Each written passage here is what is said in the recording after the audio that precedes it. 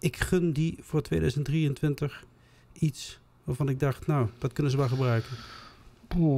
Overvalt me wel. Hè? Ja, maar ja, dat is ook de bedoeling. Misschien wel mijn oudste zus. Hoezo? Wij zijn hier geboren en getogen in Pelemaas. En al mijn broers en zussen wonen allemaal hier in Pelemaas. Maar we hebben er eentje, de oudste van ons, Shamila, die woont in Lelystad. Oké. En die zei ik al vanaf haar 21ste is zij hier uit Pelemaas.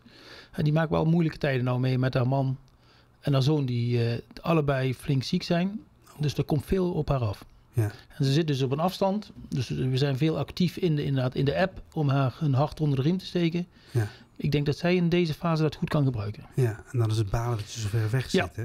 Kijk, hier lopen we altijd bij mijn moeder. Iedereen loopt bij elkaar binnen. Hè, want wat Ronald ook zegt. Hè, bij mama, papa om de straat. Dat is fijn. Even binnenlopen. Allemaal als je op de dat hoek. kunt. Ja. Maar ja, in zo'n geval is het toch, dan sta je er toch alleen voor. Ja. Vorige week hebben we als broers, ik zei van zullen we samen een bloemetje sturen. Dat hadden we wel verrast. Hier naar de bloemist. Dat is ook prachtig eigenlijk. Hè? Vroeger kon je er niet bij stilstaan. Nu ga je naar de bloemist en dan zeg je wil je een bloemetje bezorgen in Lelystad. Kleine moeite eigenlijk. Kleine moeilijk. En iedereen, mensen gaan er niet denken van hoe heet die? Bloemenhofje dat hij naar Lelystad rijdt. Dat doet hij ook weer niet, hè? Nee. Daar hebben ze weer iets voor verzorgd. Maar dat is prachtig toch dat kan tegenwoordig. Dus dat je wel mensen een beetje gelukkig kunt maken met iets kleins. Ja, en dan hoef je eigenlijk niet te wachten tot een actie. Dat merk je ook bij zo'n reclame van de Postcode Loterij. Dat je eigenlijk net doet alsof je die gewonnen hebt. Maar uiteindelijk gewoon je vader even verrast. Gewoon met een bloemetje. Omdat ze wat steun kunnen gebruiken. 2023 moesten we allemaal eens. Wat gaat dat brengen? Ja, dat wordt moeilijk. Ik denk nog dat 2023 ook nog wel... Ik ben altijd een optimist. Dus hoop en optimisme. Dus we moeten ons houden vast. Ik denk dat wat we meenemen, denk ik, vanuit 2022... is dat de wereld niet altijd even lief is. We hebben het net over hadden over geluk. We hebben heel lang geleefd. Hè. We komen uit... de oorlog bestaat niet meer dicht bij huis. En we hebben het allemaal goed.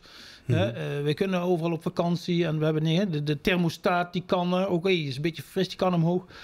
Ik denk dat we daar wel iets van mee hebben genomen. Een stukje een soort harde reset hebben gehad. Om toch even te beseffen dat veiligheid niet gratis is. Dat onze welvaart niet gratis is. Dat we dat meenemen. Ja. Maar ik denk dat 2023 nog wel voor veel mensen een moeilijk jaar wordt. Omdat gewoon de problemen waar we net over hadden, die zijn nog niet zomaar opgelost. Nee. De huisvesting voor jongeren, maar ook voor ouderen, die heb je niet even in een paar maanden opgelost. Ja. En als die energie nog zo blijft, die heb je niet. Gelukkig is dat wel voor dat plafond is voor het hele jaar. Maar er zullen altijd mensen zijn die het toch wel moeilijk hebben. Ja, en dan zit je natuurlijk heel dicht bij het vuur als het om de politiek gaat. Hier pal over de grens is er iemand, een oude koning, die denkt opeens dat hij een revolutie moet ontketenen. En die denkt dat hij het over kan nemen in Berlijn. En dat hij terug naar het oude keizerrijk wil. In Nederland horen we ook wel eens hele rare dingen van mensen. Hè? Rare uitspraken, steeds vaker. Heel polariserend. Soms wel eens een beetje dat je denkt van... Wat is het nu? Is dit nou een reclame om zich af te zetten tegen de regering? Hoe kijk jij ernaar? Kijk, in een debat mag het af en toe scherp gaan. Hè? Dus dat is ook Nederland. Hè? We zijn vrij en we praten makkelijk. Soms is het polariserend. Maar ik heb wel het idee dat polariseren de norm is geworden. En dat er nog een laag onderin zit. Is het voeden van wantrouwen. Ook als dingen niet goed gaan of gaan zoals ze moeten gaan... Dan hebben we nog even goed een belang en daar moeten we kritisch op zijn. Dat is de politiek in Den Haag, maar dat geldt zelfs in Pelemaas ergens. Maar er zijn ook wel wat stromingen die het wantrouwen zo voeden... dat je inderdaad de situaties wat je in Duitsland... dus dat mensen zich gaan organiseren. Hebben jullie het daar in Den Haag over? Absoluut. Als je naar de kantine gaat en je gaat samen even een broodje eten... heb je het er onderling over, jongens, waar gaat dit naartoe? Ja, zeker, want waar gaat de polarisatie naartoe? De rapporten laten ook zien dat steeds meer politici bedreigd worden. En dat is niet alleen politici in Den Haag. Dat geldt ook voor gemeenteraadsleden, burgemeesters. Heb je er zelf ook mee te maken gehad? Ik heb het wel eens over social media... dat je inderdaad een bagger over je heen krijgt. Maar niet zo. Niet dat iemand voor mij staat en dat niet. Gelukkig niet. Maar er zijn wel collega's die dat dichtbij ervaren hebben. Maar het is niet alleen maar in Den Haag. Dat geldt ook hier in de gemeente. Het geldt ook een burgemeester die op moet treden tegen ondermijning. Ja, dat zegt wel iets over de staat waar we nu zijn in Nederland. Hè? Wankelt de democratie dan een klein beetje? Nee, Dat niet, maar we moeten daar ook wel een halt toe roepen. In die zin zeg ik even, niet alles moeten we toelaten. Moet er een wet komen? Want tegenwoordig is de volksvertegenwoordiger mag alles vertellen. Een beetje onschendbaar, zeg maar. Mm. Moeten daar wat strakkere regels komen? Regels wel, die hebben wij nu ook in de Tweede Kamer. Baudet is geschorst geweest. Dat is natuurlijk allemaal korte termijn. Maar dan markeer je wel iets. Kijk, als het hele vreemde wat ik net zei, die ondermijning, als dat de norm wordt, als dat de norm wordt in onze democratie, ja, dan hebben we wel een probleem. Mm-hmm. Als je rechters gaat wantrouwen allemaal, als je de politiek gaat voeden, als je de samenleving gaat het vuurtje gaat aanstoken, Mm-hmm. natuurlijk mag je heel veel in dit land. Ja. Maar we zijn wel samen, vormen we de democratie. Ja. En gelukkig gaan mensen naar de stembus. Je geeft zelf aan social media, ja, dan krijg ik wel eens een hoop bagger over me heen. Ongenuanceerd waarschijnlijk. Maar hoe ga je daarmee om? Als er mensen, ligt aan, ik heb verschillende, als er mensen zijn, bijvoorbeeld op Facebook, en er zit een foto bij en je kijkt even, dit is een persoon die is het niet met me eens of die gaat met gestrekt benen. En ik heb wel eens een berichtje gestuurd van, als je wilt bellen, dan bel mij maar. Dan geef ik hem een telefoonnummer en dan belt hij ook en dan hebben we een goed gesprek. En dat heb ik een paar keer gehad, ook in coronatijd. Mm.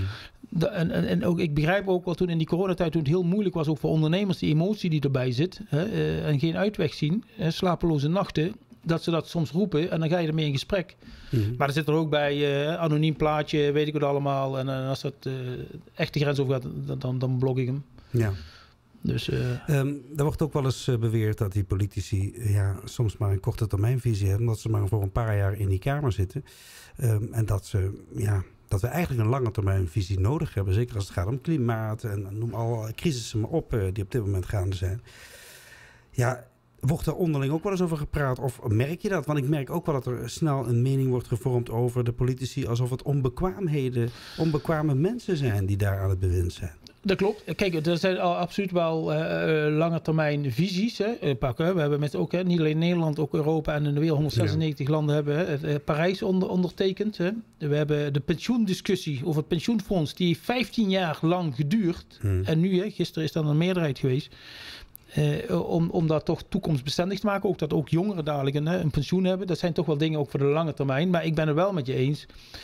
Als het gaat over de actualiteiten, dat we dan soms te kort, te heigericht erop zitten. Mm. En dat is op zich nog niet erg. Maar als je daar direct nieuwe wetgeving op gaat maken, nieuwe regels, en je schiet weer door, ja, dan komt dat ergens in de uitvoering weer vast te zitten. Ja. En dan zeggen we, ja, de uitvoering loopt vast. Bij de Belastingdienst, UWV, CBR, rijbewijs verlopen destijds, 2 jaar geleden. Wij creëren soms ook heel veel regels die dan fijn klinken. Dan gaan we iets aan doen. En dan als de dag voorbij is, bij wijze van spreken, dan loopt de uitvoering vast. Dus daar moeten we ook terughoudend in zijn. En dat is ook een hand in eigen boezem voor ons als politiek. Ja, wat ook een beetje vastlopen is nu dit gesprek. Maar ik zie Roel een klein beetje afdwalen. Dus we moeten hem erbij houden. Ja. En dan denk ik dat het meest geschikt hiervoor is natuurlijk Marokkaanse muziek. Roel die probeerde net bij dat ene liedje bijna op de tafel te springen. Zag je dat? Ja. Die gaat helemaal los. Absoluut. En we hebben weer een nummer klaarstaan op advies van jouw familie. Noratje is bij ons de DJ, hè? Nora, de DJ, die heeft jou een nummer klaargezet. Weet je er iets vanaf? Of zeg je nou, laat het maar gewoon... Laat het maar draaien, Babylon. Babylon.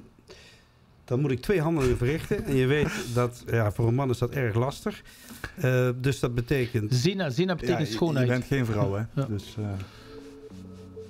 even kijken of we het nummer nu horen. Ja. Zina heet het. Zina, de schoonheid, betekent schoonheid.